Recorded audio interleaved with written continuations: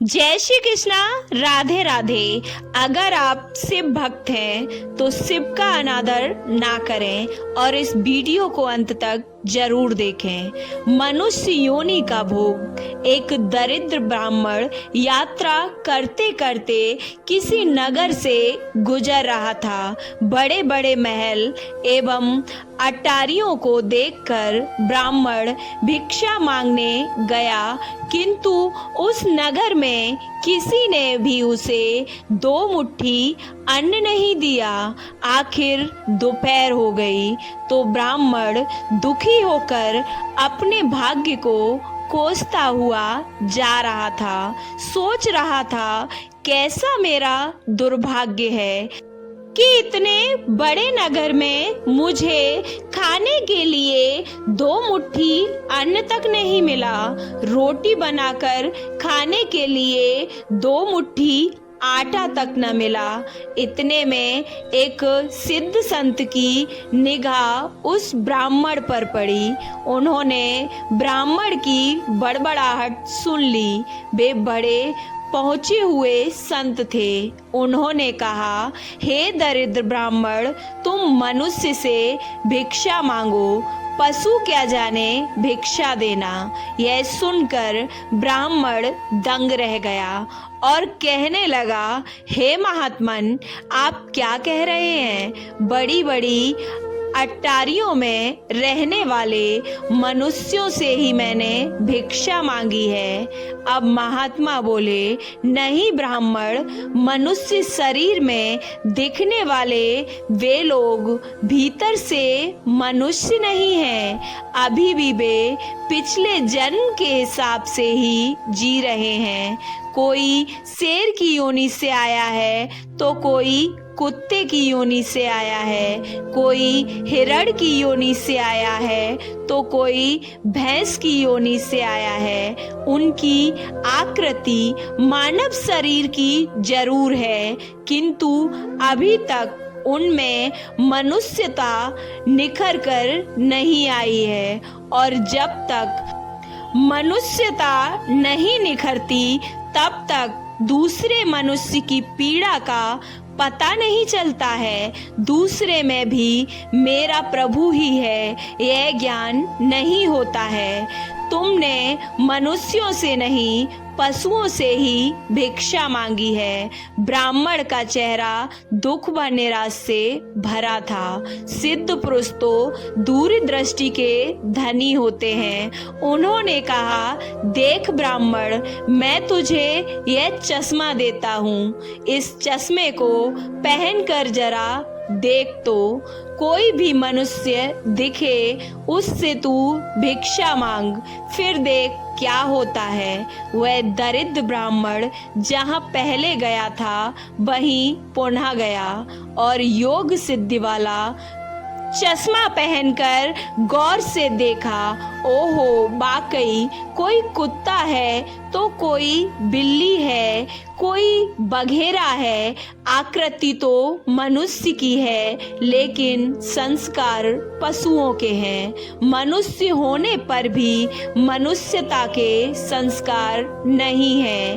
घूमते घूमते वह ब्राह्मण थोड़ा सा आगे गया तो देखा कि एक मोची जूते सिल रहा है। ब्राह्मण ने उसे गौर से देखा तो उसमें मनुष्यता का निखार पाया।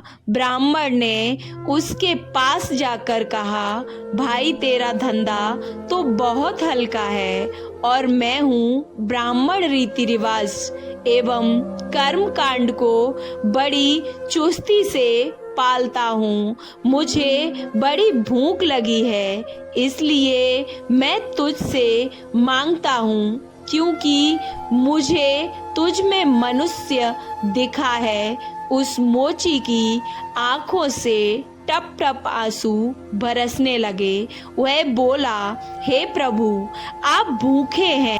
हे मेरे भगवान, आप भूखे हैं, इतनी देर आप कहाँ थे? यह कहकर मोची उठा एवं जूते सिलकर टका आना 2 आना वगैरह जो इकट्ठे किए थे, उस चिल्लर रेजगारी को लेकर हलवाई की दुकान पर जा पहुंचा और बोला, हलवाई भाई, मेरे इन भूखे भगवान की सेवा कर लो। ये चिल्लर यहाँ रखता हूँ, जो कुछ भी सब्जी, पराठे, पूड़ी आदि दे सकते हो वह उन्हें दे दो, मैं अभी जाता हूँ। यह कहकर मोची भागा और घर जाकर अपने हाथ से बनाई हुई एक जोड़ी जूती ले आया एवं चौराहे पर उसे बेचने के लिए खड़ा हो गया। उस राज्य का राजा जूतियों का बड़ा शौकीन था।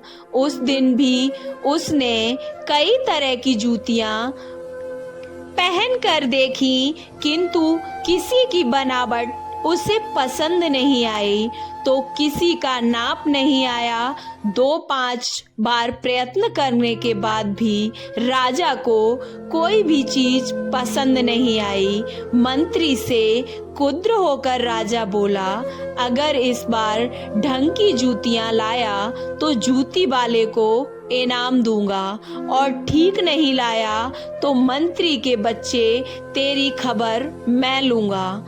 देवयोग से मंत्री की नजर इस मोची के रूप में खड़े असली मानव पर पड़ गई, जिसमें मानवता खिली थी, जिसकी आंखों में कुछ प्रेम के भाव थे, चित्त में दया और करुणा थी। ब्राह्मण के संग का थोड़ा रंग भी था। मंत्री ने मोची से जूती ले ली एवं राजा के पास ले गया। राजा को वह जूती एकदम फिट आ गई, मानो वह जूती राजा के नाप की ही बनी थी।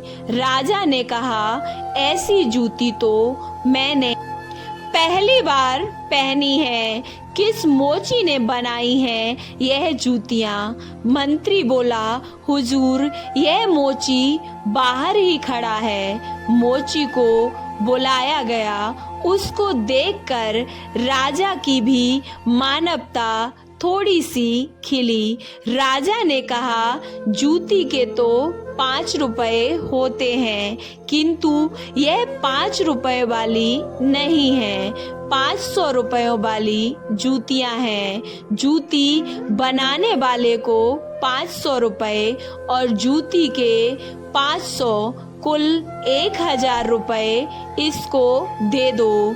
मोची बोला, राजा जी, तनिक ठहरिए, यह जूती मेरी नहीं है, जिसकी है उसे मैं अभी ले आता हूँ। मोची जाकर विनय पूर्वक उस ब्राह्मण को राजा के पास ले आया एवं राजा से बोला, राजा जी, यह जूती इन्हीं की है। राजा को आश्चर्य हुआ। वह बोला, यह तो ब्राह्मण है, इसकी जूती कैसे? राजा ने ब्राह्मण से पूछा तो ब्राह्मण ने कहा, मैं तो ब्राह्मण हूँ, यात्रा करने निकला हूँ। राजा, मोची जूती तो तुम बेच रहे थे, इस ब्राह्मण ने जूती कब खरीदी और बेची? मोची ने कहा, राजन, मैंने मन में ही संकल्प कर लिया था कि जूती की जो रकम आएगी वह इन ब्राह्मण देव की होगी। जब रकम इनकी है तो मैं इन रुपयों को कैसे ले सकता हूँ, इसलिए मैं इन्हें ले आया हूँ। न जाने किसी जन्म में मैंने दान करने का संकल्प किया होगा और मुकर गया होऊंगा, तभी तो यह मोची का चोला मिला है। अब भी यदि मुकर जाऊंगा तो ना जाने मेरी कैसी दुर्गति होगी। इसलिए राजन, यह रुपए मेरे नहीं हुए, मेरे मन में आ गया था कि इन जूतियों की रकम इनके लिए होगी। फिर 500 रुपए मिलते तो भी इनके होते, और 1000 मिल रहे हैं तो भी इनके हैं। हो सकता है मेरा मन बेईमान हो जाता, इसलिए मैंने रुपयों को नहीं छुआ और असली अधिकारी को ले आया। राजन ने आश्चर्यचकित होकर ब्राह्मण से पूछा, ब्राह्मण, मोची से तुम्हारा परिचय कैसे हुआ? ब्राह्मण ने सारी आप बीती सुनाते हुए सिद्ध पुरुष के चश्मे वाली बात बताई और कहा कि राजन, आपके राज्य में पशुओं के दर्शन तो बहुत हुए, लेकिन मनुष्य का अंश इस मोची भाई में ही नजर आया। राजा ने कौतूहल बस कहा, लाओ वह चश्मा जरा हम भी देखें। राजा ने चश्मा लगा कर देखा तो दरबारियों में उसे भी कोई सियार दिखा, तो कोई हिरण, तो कोई बंदर, कोई रीछ। राजा अब दंग रह गया कि यह तो पशुओं का दरबार भरा पड़ा है। उसे बहुत आश्चर्य हुआ। मैं कौन हूँ? उसने आईना मंगवाया, उसमें अपना चेहरा देखा तो शेर था।